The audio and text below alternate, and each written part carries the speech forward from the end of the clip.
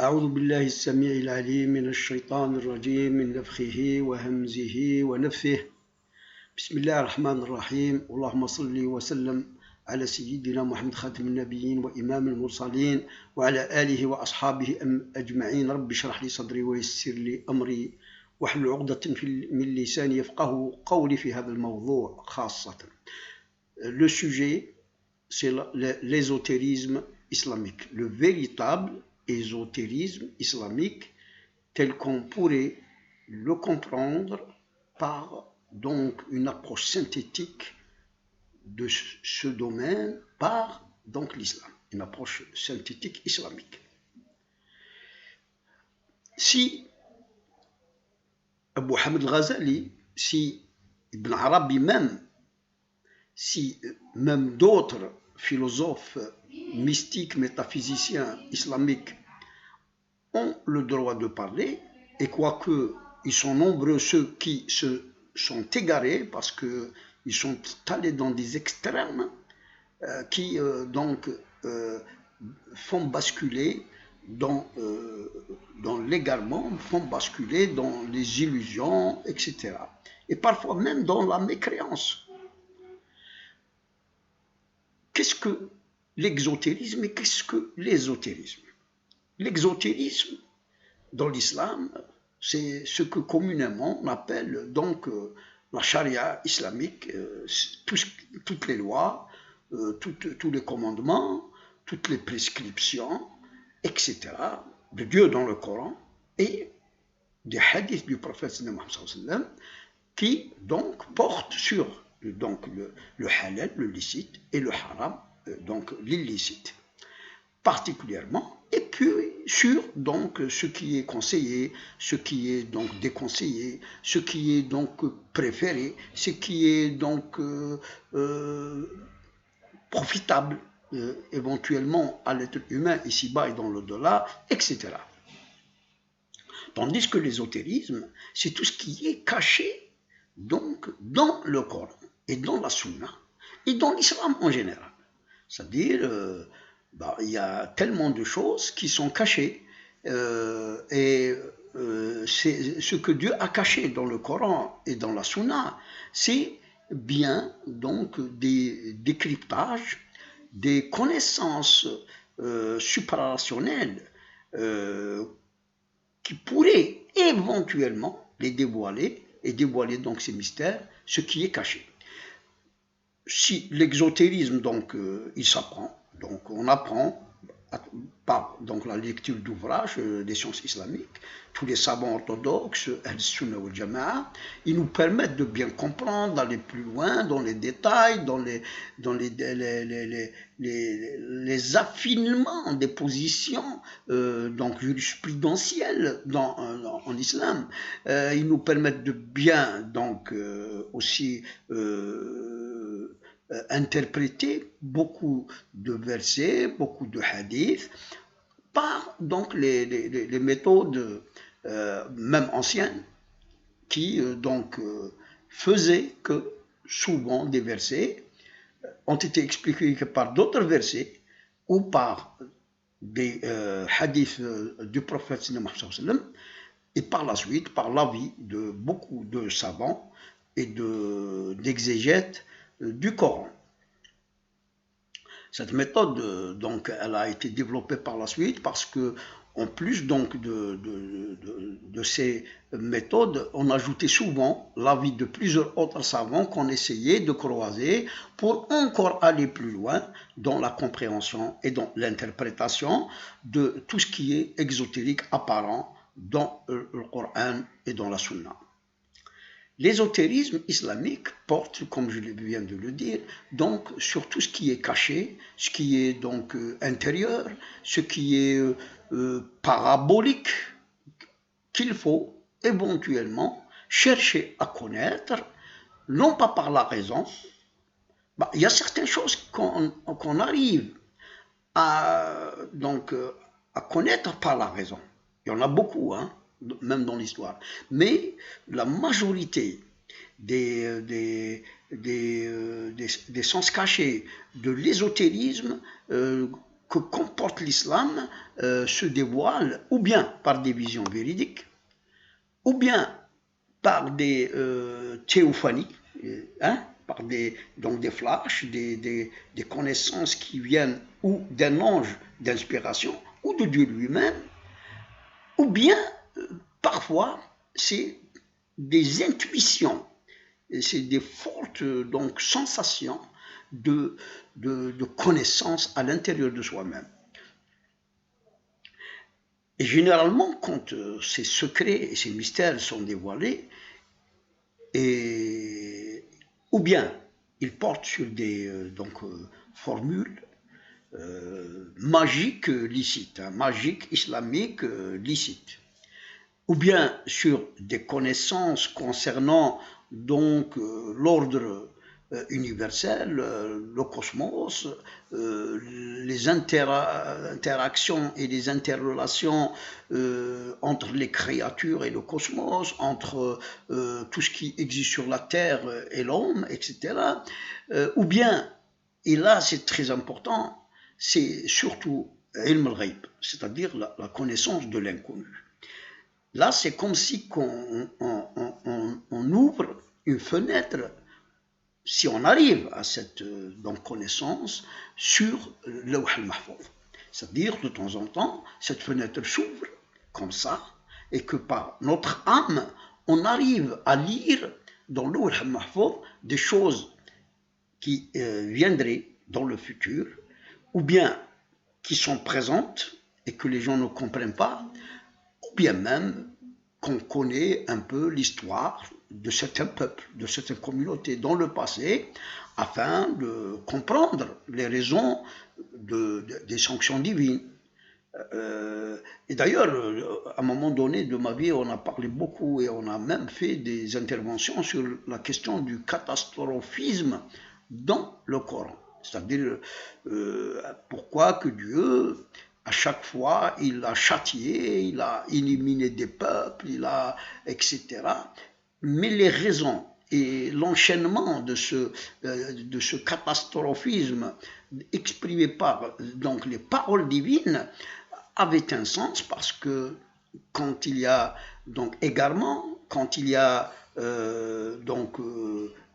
éloignement de la véritable voie vers Dieu et tracée par Dieu, il y a donc en quelque sorte une sanction divine qui s'abat sur ces peuples, et c'est ainsi qu'il y a eu donc en quelque sorte un enchaînement jusqu'à donc le sceau des prophètes de Mohammed, par lequel Dieu d'ailleurs a arrêté les catastrophes, a arrêté les sanctions divines qui viennent du ciel, etc., par donc une sorte de bouclier par le prophète lui-même.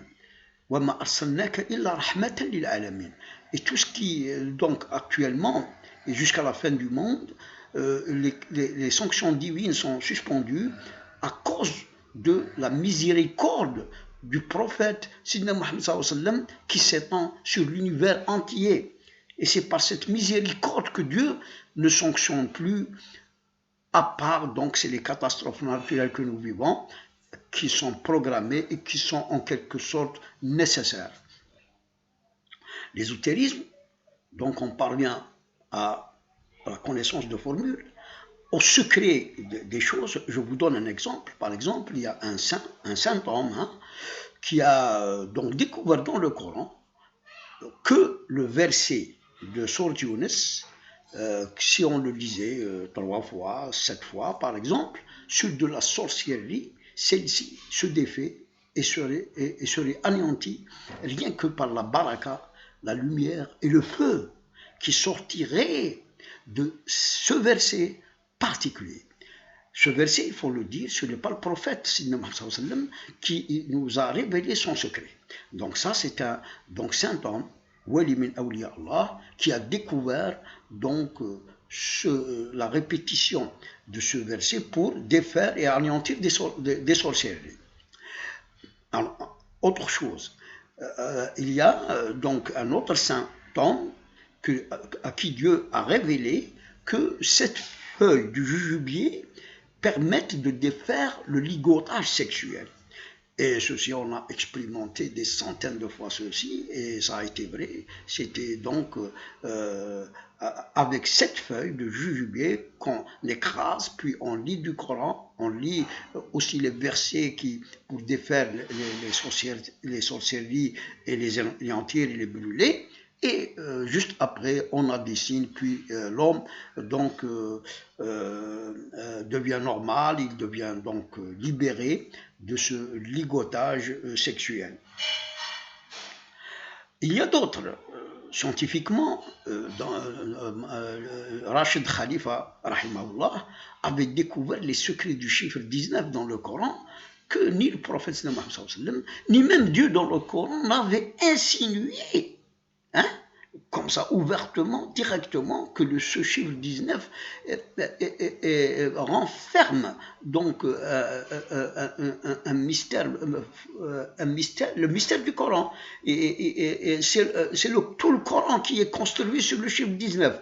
Et pourtant, quand on lit le verset où il est cité le chiffre 19, il n'y a rien qui dit qu'effectivement le Coran est construit sur la base du chiffre 19. Et Rachid Khalifa a découvert des choses extraordinaires. Le verset dit tout simplement, hein, alayha tis'ata ashar. Et puis plus loin dans le verset qui vient, il dit وَمَا جَعَلْنَا عِدَّةَ الْمَلَائِكَةِ, pour donc les mécréants, c'est donc égarement. وَلِكَيْ يَزْدَادَ الَّذِينَ آمَنُوا إِيمَانًا. يزداد. Et Rachid Khalifa, rahimahullah, par ce verset, لِيَزْدَادَ الَّذِينَ آمَنُوا إِيمَانًا, يزداد. Mais comment se fait-il que le chiffre 19 puisse augmenter la foi ou donc des musulmans, des croyants? Et c'est comme ça qu'il a découvert des choses extraordinaires que personnellement, dans les débuts des années 90, quand j'ai lu son œuvre, ses découvertes, ma foi s'est multipliée par je ne sais pas combien de fois. Ma foi a été élevée. Maintenant, le Coran, quand je le tiens, je sais qu'il est donc, d'abord, il porte des mille et un miracles, etc. Il y a même des choses ésotériques que le prophète lui-même a révélées. Je vous prends l'exemple, par exemple, de le prophète a dit, celui qui dit 100 fois le matin et 100 fois le soir, La ilaha illallah wahdahu la sharika lah, lahul mulk wa lahul hamd, yuhyi wa yumit, wa huwa ala kulli shay'in qadir. Imaginez ce qui se cache en disant cela. Il a dit, le prophète tuktab lahu mi'at hasana, c'est-à-dire lui sera inscrit 100 bienfaits, 100 hasanat. Et il sera absous de 100 péchés. Hein? Et il lui sera inscrit donc la libération de 10 esclaves. Et ça va donc descendre sur lui une protection divine contre le shaitan durant la journée et durant la nuit. Bon, ça, c'est ce qui est révélé. Mais peut-être qu'il y a des choses encore beaucoup plus profondes que ça, parce que ça, ce que le prophète a révélé. Mais ça, c'est le côté ésotérique. Parce que si on dit, c'est le côté des bienfaits ésotériques de cette formule d'invocation.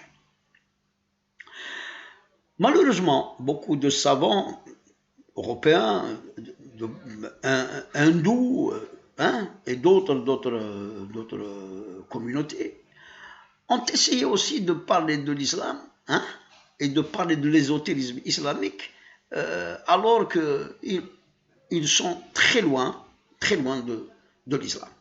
Bon, j'ai cité au début Ibn Arabi, effectivement, mais Ibn Arabi lui-même, dans Fusus al-Hikam, il a été au-delà. Personnellement, j'en avais lu 2 ou 3 à peu près, donc sagesse de prophète, et franchement, j'étais foudroyé dans ma foi. Je ne pouvais pas continuer. Et pour moi, donc, j'ai laissé de côté, je ne toucherai plus à Fusus al-Hikam. Seulement, quand j'ai lu des chapitres de Futuhat al-Makkiya et beaucoup d'autres livres avant de Ibn Arabi, plus simple à comprendre. Voilà, j'ai compris que effectivement Ibn Arabi est un grand savant métaphysicien, c'est un grand savant, un grand philosophe, un grand érudit, quelqu'un qui nous a rapporté des choses qu'effectivement qu'on pourrait les connaître que par la spiritualité, que par l'âme. C'est des choses qui sont données par Dieu, par un ange, ou même par des entités saintes qu'on ne connaît pas. Et franchement, Ibn Arabi, quand il parle d'ésotérisme, il dit souvent, très souvent la vérité. D'ailleurs, moi-même, j'ai trouvé chez lui quelque chose que, à part Ja'far Sadiq, radiallahu anhu wa ardah, qui en a parlé, j'ai trouvé chez lui des détails, et puis que j'ai confirmé dans la vie. C'est la question de l'irtilaj, et là pour le moment aussi, et la question aussi d'esprit qui donc prennent donc l'image d'une personne et peuvent se présenter dans plusieurs endroits en même temps que les gens voient et qui rapporterait à la personne qui a été en quelque sorte multipliée, qui a été vue dans plusieurs endroits. Et là aussi, ça je l'ai vécu. Donc il y a beaucoup de vérités, il ne faut pas les nier, mais il ne faut pas accepter, par exemple, comme que René Guénon nous parle d'ésotérisme de l'islam. Ni un autre philosophe, ni ce Chuon qui a été donc disciple de Ahmed al-Alawi et qui a créé une confrérie soufie, je crois, en Suisse. Non, attention, même Ahmed al-Alawi, attention. Il paraît qu'il avait des correspondances particulières avec René Guénon et que j'ai vu dans mes études et mes recherches une certaine influence de René Guénon sur Ahmed al-Alawi. Enfin, il y a eu des influences entre eux. Parce que les choses ont basculé, par exemple, dans cette recherche de, je ne sais pas, de vivre ensemble, de communauté mondiale, d'humanité parfaite, où le bien, où le mal n'existera plus, ça c'est pas vrai. Dieu a créé le mal, et le mal va cohabiter entre les humains jusqu'à la fin des temps, jusqu'à la fin du monde. Et puis, il y a des décrets, il y a des lois islamiques qui donc nous imposent d'avoir des comportements avec le mécréant, avec l'idolâtre, avec le truand, avec le zendir, avec l'athée, avec l'agnostique et avec le chrétien, etc. C'est des comportements humbles, certes, mais العزة للمؤمنين وكنتم خير أمة أخرجت للناس, et il faut que nous soyons donc cet exemple en nous-mêmes, même vis-à-vis de toutes les autres confessions, même d'un athée, etc. Sauf que nous restons justes, humbles, etc. avec cette izza de mu'min, de croyants, et que nous ne devrions pas tomber dans les pièges de Satan qui utilise ces philosophes, ces spiritualistes, ces occultistes pour déformer l'islam et pour donc faire entraîner des gens dans l'idolâtrie, comme c'est le cas absolument de beaucoup de sectes soufis dans le monde. L'ésotérisme islamique, c'est comme je l'ai dit, et c'est à partir des exemples que j'ai dit, et c'est donc des révélations, des kashf, des dévoilements, des kashf sur l'inconnu, etc., qui peuvent venir par la voie de la vision dans le sommeil ou par la voie donc d'inspiration, que ce soit par un ange ou par Dieu lui-même, pour donc en quelque sorte dévoiler le secret, le mystère, etc. Même ce que renferment les plantes, les oiseaux, les insectes, etc., comme secret, etc. On peut donc y arriver par donc cette manifestation d'un ange d'inspiration ou par des révélations de Dieu est là dans l'âme humaine, non pas par la raison humaine, et parfois les deux en même temps sont donc en quelque sorte sont sollicités par donc par des inspirations pour donc arriver à connaître donc ces mystères cachés, le cachet, l'intérieur de toute chose. Et voilà ce que je voulais dire aujourd'hui. Et à la prochaine vidéo, Inch'Allah, je vous dis salam alaikum wa rahmatullahi ta'ala wa barakatuh.